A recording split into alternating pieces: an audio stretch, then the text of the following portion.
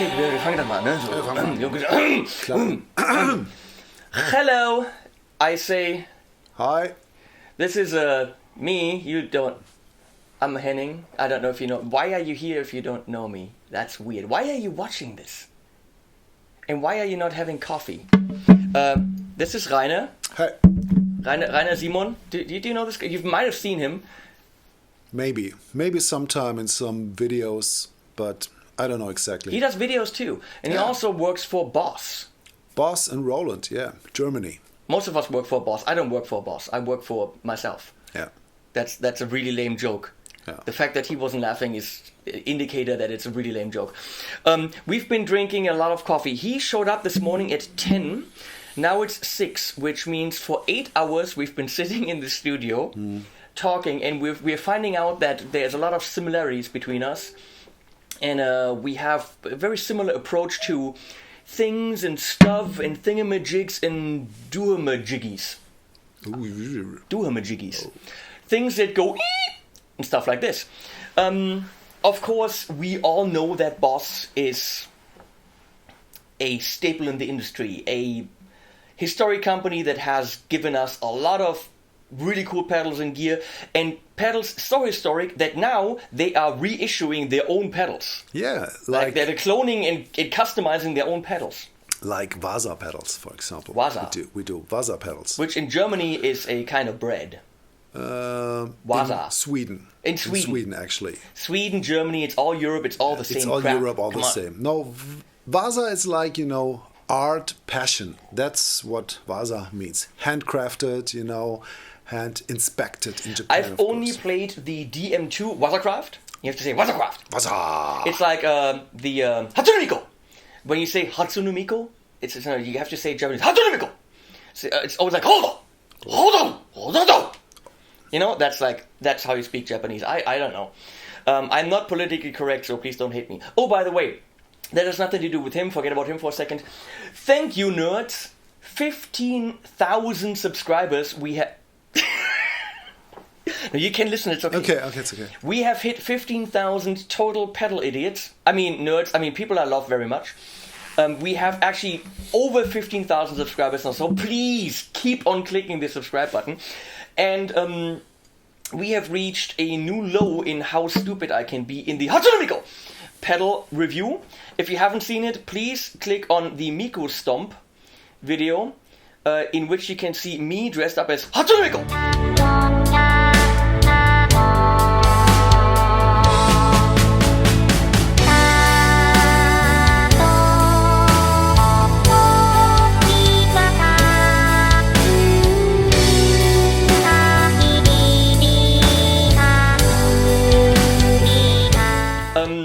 And Thomann posted this last night at around 5 o'clock on their Facebook site. I sent them the video. They uploaded it on Facebook, which is kind of stupid because I don't get the clicks. But within a day, within about 24 hours, we've had 30,000 hits. With me in a very tight thing looking like a sausage and a blue wig. So thank you people for watching stupid stuff like this. Back to us. 8 hours of coffee and a lot of talking. About pedal boards, about loop switchers like the ES8, and about everything. Very interesting that, I was able to show the boss guy some things on the switcher that he didn't know about, which brings us to the point that the thing is so mega awesome and so insanely flexible that the big reason, I think, or the big challenge for Boss is selling it at the price they're selling it at to people that don't know they even need it, or people that don't know what it can possibly do. I don't even think Boss knows what it can do. I think people have let's say it like this: there are answers in the room where you are looking for the question. That's the Hitchhiker's Guide to the Galaxy stuff. I mean, that's 42 stuff. If you know what I mean. It's 42, yeah. 42 is the answer to the question that we don't know what it is. Yeah. Of course, in the Hitchhiker's Guide, it is theorized that as soon as there's a place where you know the answer and the question at the same time, everything will cease to exist and be replaced by something even more bizarre and inexplicable. That's Okay. how book number 3 starts. I don't know if you ever got this far. I'm a little bit of a Hitchhiker's Guide to the Galaxy nerd. I think this video will be more than 2.5 hours now. Because we are just, talking and talking. Yeah, that's what I happens. have just a little thing. People that are in some shows, they always have to sell a record, a book, or I don't know. I have to sell delay. You need a really sexy woman going. Yeah, like this new delay from Boss. I've seen ads, and I've seen it on some ES8 boards. Yeah, really. Okay. And now I brought this DD500 to Henning to check out what it can do to the sound. And which means now we're doing unboxing. He gave this to me earlier, and I'm like, I'm not opening it without you guys. No. So now we're opening the Boss DD500. They're always calling this DD. Not the sexiest names, but of course DD makes sense because it's a digital delay. Obviously, not saying that it can only do an exact copy. I'm assuming there's also an analog There are 12, sound in there. 12 different types of delay, actually. So, we have in the box some feet for the foot fetishists among you. No, that's just little rubber things. I think this is a nice thing. I like the detail in companies. I also like the fact that I have a really thick thing in my hand, which of course I do. You know what I mean. No, I like a real manual. A manual can't. That's a lame joke I've made several times. I love Strymon stuff, but with Strymon you have a little bit of a card that you open. Everything else is please download the PDF. Yeah. How good it is, we'll find out. And now this is interesting. Comes with batteries. I know other things that might come with batteries. So this is not really for the kids here. I don't know if you noticed this. And now it's packaged really nicely, securely in here, which is cool. So it actually runs on 4 AA batteries. Yeah, right. Instead of like a 9-volt something. But I mean, if you really play it often, and if you really take care of nature, then maybe you use the Obviously, we're gonna voltage from we're the backside. we're gonna Yeah. actually use a power supply. Power supply. I always use power supplies. Then, of course, it says on the back here, use Boss PSA adapter only, which we're gonna ignore the fact that he's here. Is of course you can power this with any other power supply that will give you the correct polarity and milliamps. No, it will explode. It will explode and it will melt away right away. Otherwise, it will explode. I think I have a Boss power adapter here, Okay. but it is an American plug, so I'm gonna need my really big voltage converter. Okay. But I have to use that, right? Yeah, sure. Yeah, no. What's the draw on it? Do you know? Come on. Milliamps. What? Oh, Come on. No. Come I'm on. just the product manager, not the engineer. Sorry. See, that's something I actually like when it says the milliamps on the back. Okay. Because now I don't know where to plug it in on my power supply, Okay. which means I'm going to have to consult the manual. And here's the thing, which we found out when I did a series of, I think, 7 videos for Seox. Whatever it says in the manual is not the actual power draw. Oh, really? Companies very, very rarely write the actual draw. The guy has a little measuring thing. Okay. And on the Strymons, for example, instead of 350, they draw 280. Oh. Makes a difference because if it says a 300 milliamp output, I'm thinking I cannot power it, when in reality, yes, you can. Okay. So knowing how much it really pulls, realistically, is a good idea. Maybe Paul Chox already has it on his website, would be cool. We have USB here, so you can play games with it. I don't know. Probably for a potential editor. Probably for, I don't know what that's for. Find out. Okay. Please find out. He doesn't know. We have, let's see, let me join you over here. We have stereo input. Of course, we need stereo input. I have to talk over there because that's where you need stereo input. Stereo input. I'm stretching. Of like course, crazy. stereo output. Stereo output. We have control or expression. So you could. That's an input, right? Right. Okay, so you can switch things around, probably add another switch to it, actually two, or an expression pedal. And you, of course, have MIDI, which is very cool. That means the ES8 can actually switch it. We have a little display, which is cool. It's something I'm criticizing on the Strymons, that the display is not showing you too much. This is actually pretty cool, as far as I've seen on the pictures. The edit button and the exit button tells me that I'm going to have to dive through menus a little bit, so that scares me, but I'll find out. It looks really sturdy, and obviously, I hope you understand that this is trying to be the emperor class of delays. Right? Wouldn't you say? Yeah. When it comes to digital delays, this will be compared, not just by me, but by everyone else, to a timeline, to a time factor. Right, absolutely. In size, obviously, it might have been inspired by a timeline that said, hey, this is a really good thing, we want to do something like that. Why not? I mean, it's legitimate. I don't know, because, our engineers actually really have their own thoughts. So I think they really developed this completely by their own, and maybe they have, checked out a bit on this side and a bit on that side. Who doesn't? You have to see what the... Still. Oh, it says Terra Echo, which is cool. I always wanted to know what that does. Okay. Filter delay, I love shimmer, is always a good idea. SFX, no idea. Reverse is cool. Pattern, I love pattern delays. Rhythmic pattern delays, very cool. Vintage digital, that sounds interesting. So like 80s style digital delays. Yeah, Dual. Right. It looks standard, that's cool. Standard. Just delay! Take it or leave it. Looks very cool. Bank down, bank up. Very important is that the main parameters you have access with quick dials on here. We have modulation depth, tone, the level, and the feedback. So you can just grab it and do and your the time value, and of course you can tap the speed.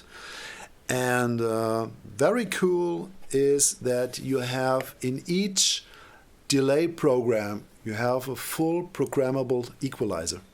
Oh, okay. Yeah. So this is really awesome for the delays. Yeah. Okay. Yeah.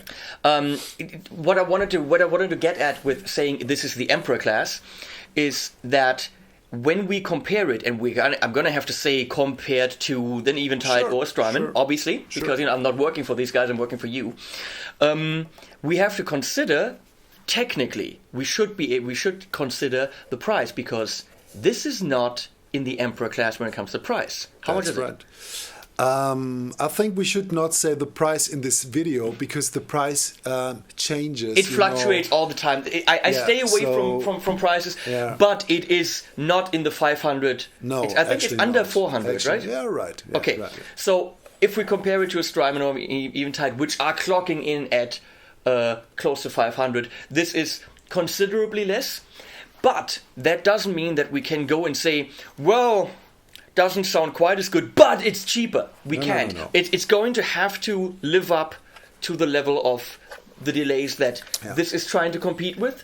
But you can always say to yourself, yeah, but you know what? It isn't as expensive. Because the prices they want for these things they're kind of steep.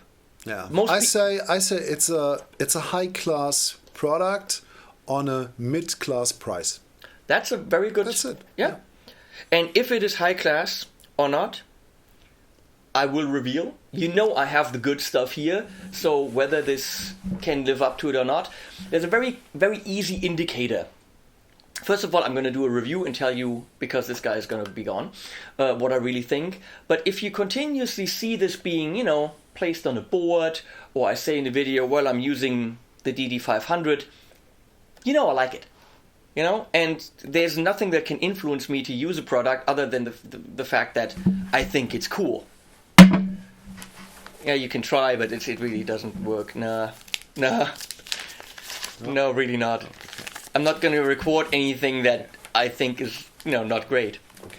So, obviously there's a long history of Boss delays. I mean, a long history. So they didn't just make a new product and we don't know what we're doing. They know what they're doing. Yeah. So this is going to be very cool. I thank you very much. You're welcome. We all know I need more pedals. Of course. I mean, we have some more left in our stock, so...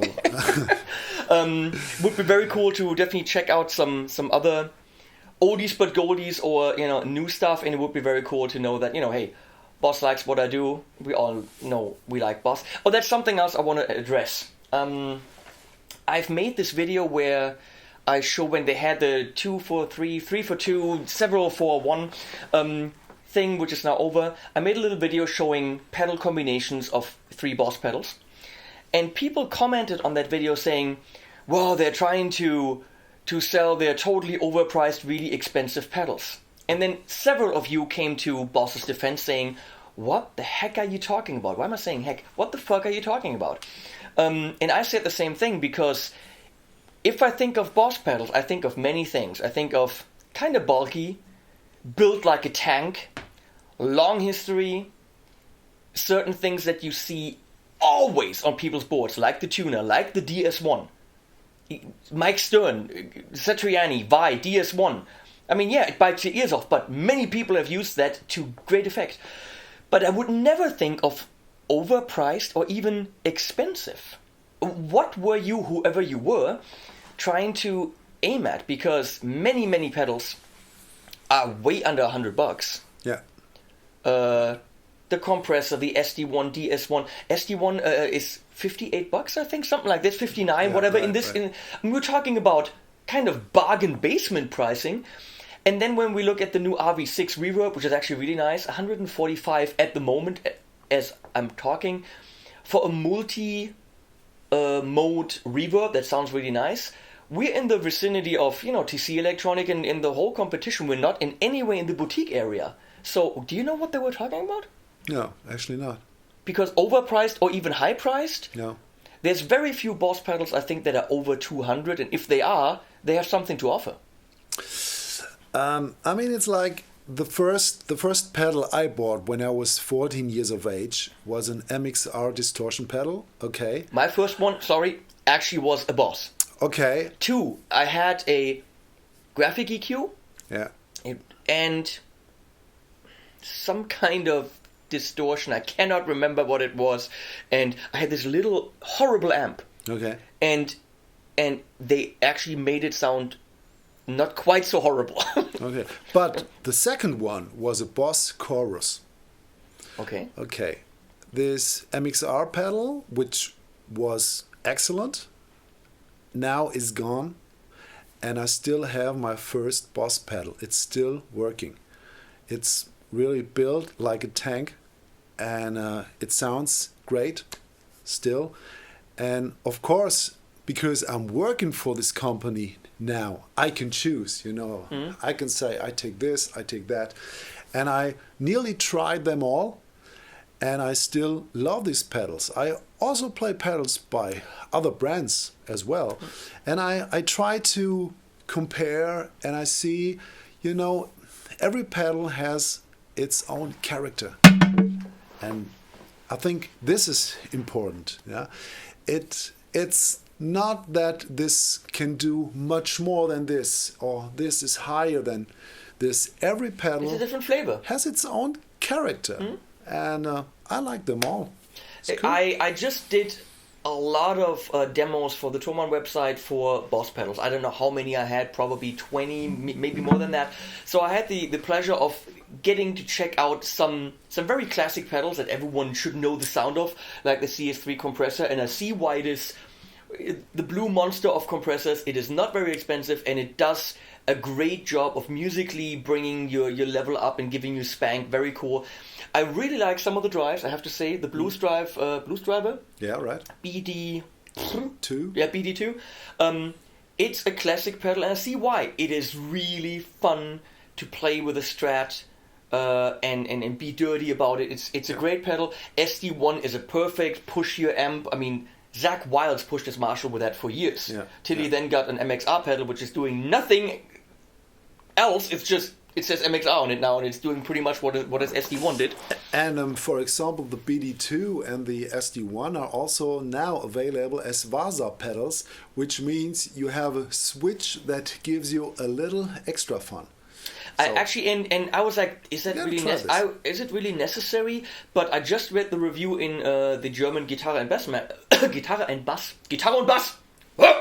magazine, where they said, you know what, they are actually not too pricey for what they offer. They offer a real extra value to the classic sound, and especially the BD2 and the SD1, when you're not pushing an amp with them, but when you're using them just for the drive that they have in front of a clean amp. The modifications and the customization that the Wazacraft brought really added something. So I checked out the delay, but not those two, so I'd be really curious to... They were hyping in, and those are pedals about in the 150 and slightly above range, so we're not talking about inexpensive anymore. It's not too expensive. I think they're on sale now for 165, 168. But in that price range, they have to deliver. I mean, they have to deliver something special. But the Guitar and Bass said, very cool. So I'd like to check those out. But what else did I check out? Of course, they have a lot of... I'm going to have to say that. You know, I haven't done this in a while. Excuse me. Boss has these...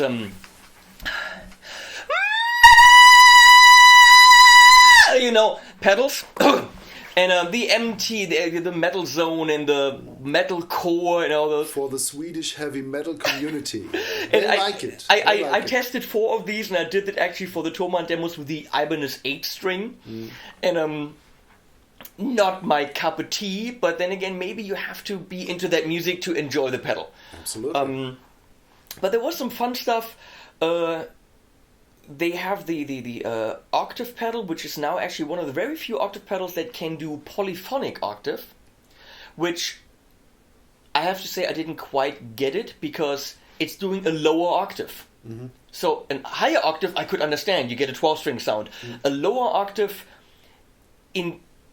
with chords is kind of, what's the use of it? You have to play really high for low interval limits not to get in the way. Yeah, right. So I was having some trouble. It's cool that the technology can do it. Usability, I don't know. But still, the pedal had a lot to offer. That was cool. The harmonist, I highly underestimated. Again, you have to find out what do I do with it. But it's got intelligent pitch shifting. Yeah, right. In my days, when I was this big... Intelligent pitch shifting meant you needed an 8,000 D-Mark at the time, Eventide, where you could say, I'm in C major, I want a major third, but depending on the note I play, give me a major or minor third. And it was analyzing it in real time, what you were playing, and then giving you a major or minor third. So you could play scales and you'd always have the right interval, which that's what intelligent pitch shifting means. But the problem was, at the end of the song, when you go half a step up, you were screwed. You have to go down and change the key. And after that, Digitech came out with one, I think it was called the RP55 maybe. Something like that. Yeah, it was a rack unit. It could only do pitch shifting, monophonic, intelligent. It was $2,000, something like this. But now we have this in a pedal from Boss. The PS6 Harmonist, yeah, right? Yeah. And it does this, it does a couple of other things. It does this crazy tremolo effect where you hit the pedal and then it goes up or down by a predetermined amount, and you can go wheel if kind of like whammy sounds. Like a whammy, yeah, if for me sometimes hard to see a musical value in this, but it's a special effect. If you're creative with it. Effect, Actually, I was impressed. Alex Dimov, hey Alex, from Campaign La Clockwork. I played a gig with him when I was playing with him in the summer, and I looked on his board, and he had it. And I'm like, I've never heard him do any pitch shifting or whatever, and he had it on the detune setting, and he used it as a chorus effect. Okay. So it was actually very beautiful, and he got real use out of it. So there's flexible in use. Yeah. So in these, I'm gonna ask you in a sec. In these reviews, I found some really cool uses. I have to say that the delays felt to me like, especially the DD3, which is the digital delay, it felt like a good tool. I want digital delays in certain predetermined speeds. It was missing the mojo factor for me. It was missing the, this inspires me, this is creative, because what it does is it gives you a copy of what you just played. Oh, right. So it's a good tool, okay, but it was missing the, this inspires me to greatness thing, like for example, if I turn the filter on, probably in this, I'm hoping that this will give me the aha effect, which the smaller ones didn't quite give me in that regard. The choruses, I actually asked Gary Lanier, is that his name? Yeah, right. Yeah, which is the Boss US guy. I talked to him, right. And we talked about the choruses, because I was just doing the demos and we were talking about Nick Westport, and I was talking to him and I said they're not very pronounced. They don't give you this big chorus effect. They're very subtle, almost as if I'm asking, is it on? Is that I had the no, I don't think so, because really? I mean, actually, as you know, the amplifier, the Boss JC120, it's in a way the invention of the chorus effect. And our pedals really can handle this effect. And if you really crank it up, then you hear, an amazing chorus. It always sounded, it was, I don't know if I did something wrong. I had it stereo and mono. Okay. I had I think the CE5, not the CE. Yeah. Chorus ensemble, and then another chorus. Yeah, right, the CH1. Yes, exactly. Right. And both of them felt very subtle, and the depth wasn't revealing itself to me. I mean, I was thinking, these are classic pedals. And of course, was it Roland back then? The big silver something, CE... The grey... Yeah, CE1? The grey thing. Yeah, I don't know exactly. It was way before my time, but... With a big-ass cable coming out of it. One of the very first choruses in the 70s sometime. Yeah. And I actually have the UAD plugin for that. And I love to use that on recordings. And that gives you this really spacious, beautiful chorus. And I was, again, the aha effect, the wow effect on these pedals, I was missing it. But then again, you see them very frequently on pedal boards, so I would be wrong to say they don't do what you're looking for.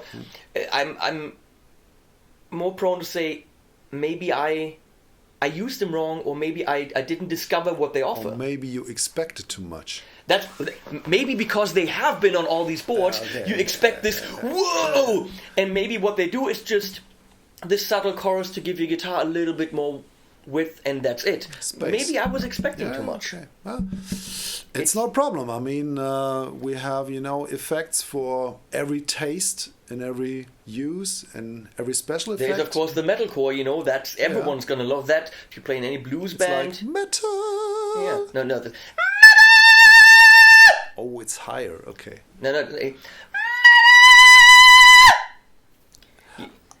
I hope he will cut it out. No, that's all I was going to say in there, because there are nutsos who watch these videos just waiting for me to do that. I don't know why. Okay.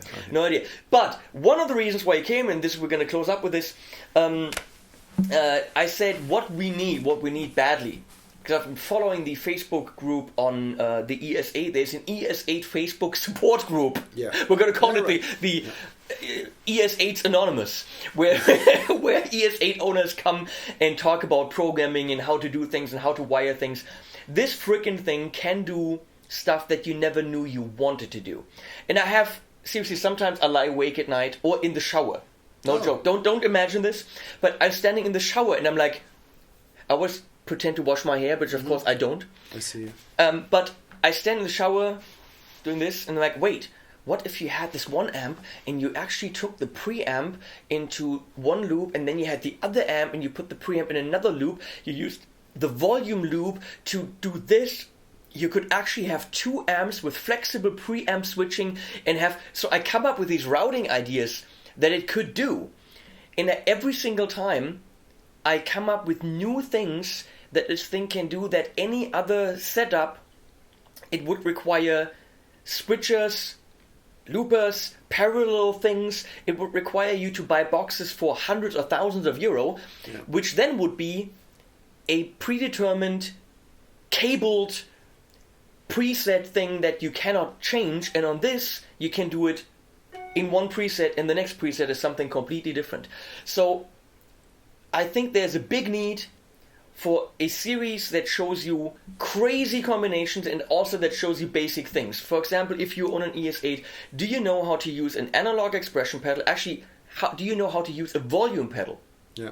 Turn it into an expression pedal, which is just a way of cabling it. Run it into the ES8, route it to be a MIDI expression, and determine a predetermined value range. So I only want MIDI 90 to 110 over the whole range of the pedal, going to my Strymon or DD500 with my volume pedal. This is all possible, but the thing is, do you know how to do it? Did you even know that you can do it? And I think we need an expansive series of videos that goes from I program 3 loops on and off. Video number 1 done. Video number 2, I move 1 loop around. That's all the video does. Video number 3, how to use a control output to switch your amp. Thank you, done.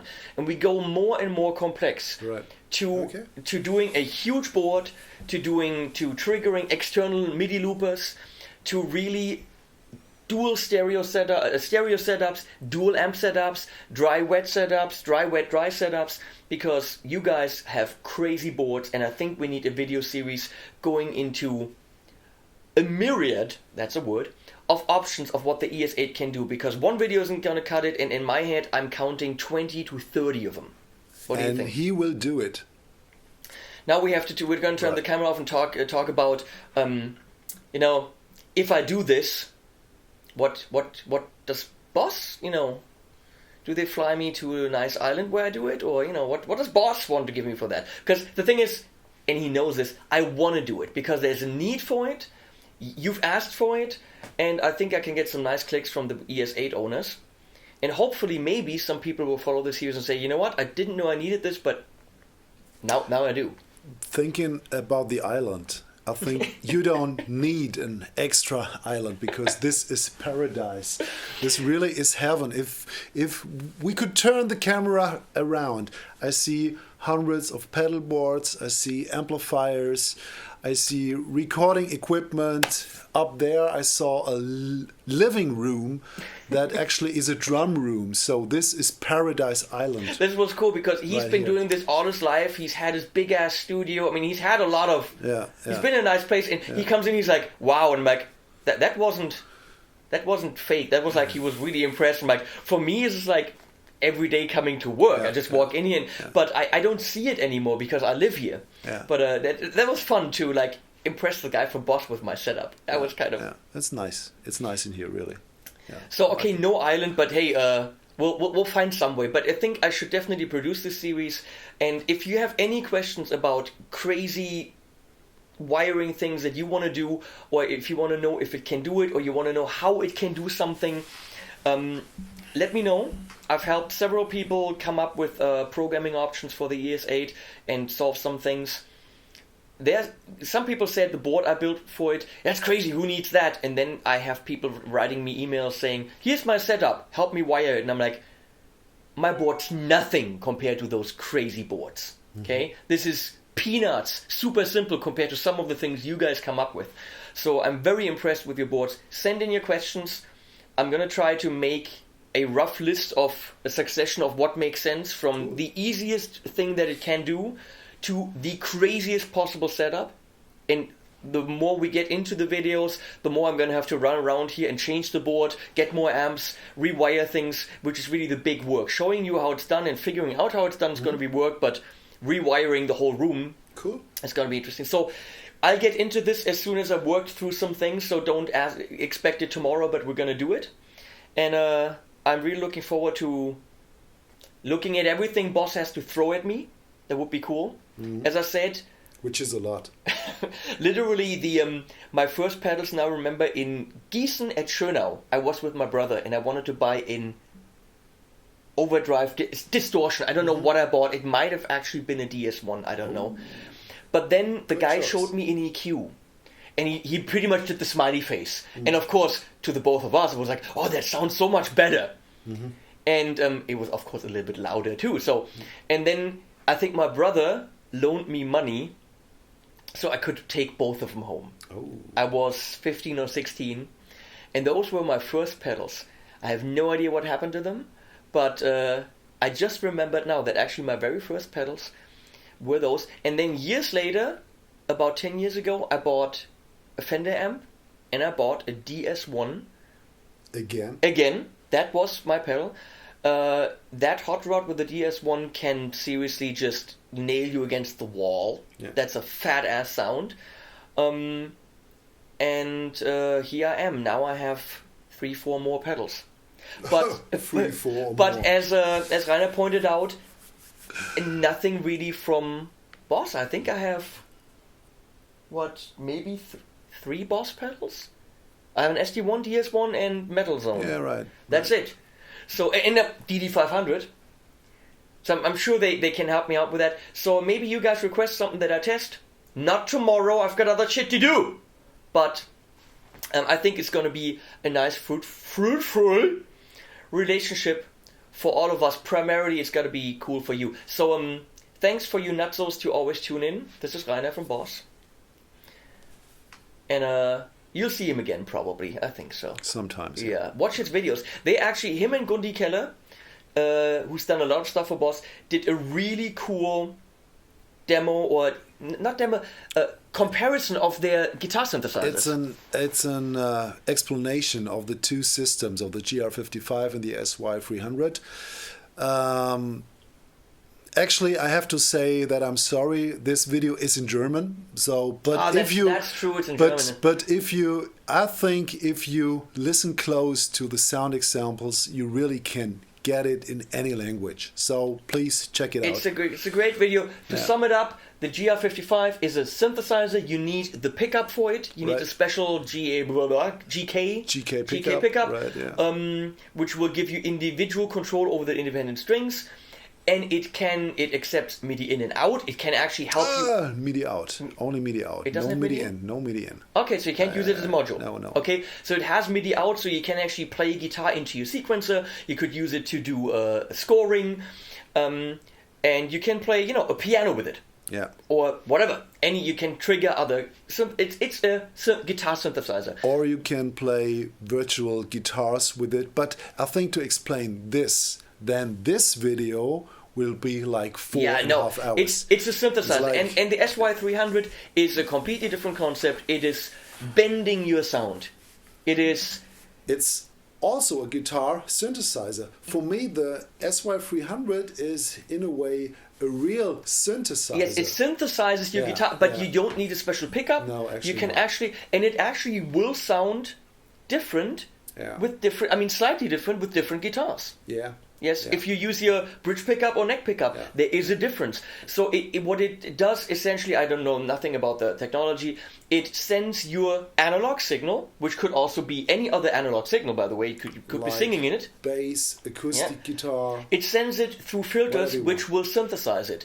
And there's sequenced patterns, there's some crazy stuff, and it reacts. You can do bends, you play it like a normal guitar, but all of a sudden you've got the synth horn sound coming out. So it's a cool kind of experience. There's a demo I did for the Thomann website where you can hear some sounds. It's a really cool concept. You have to have your use for it, or you have to be inspired by it. But this video explains the differences very clearly because I think there is a need to explain the difference. Right. Check that out. And this video gets longer and longer. They always do. We're at 40 minutes, but they could, really? You know what? 40 minutes? Yes. Oh my God. I don't care because you know what? YouTube has the fast forward. Ah, okay. They also have the stop button. So anyone says the video is too long, well, you know what? Just turn it off. Am I forcing you to watch this? No? You're having fun. Okay, bye now.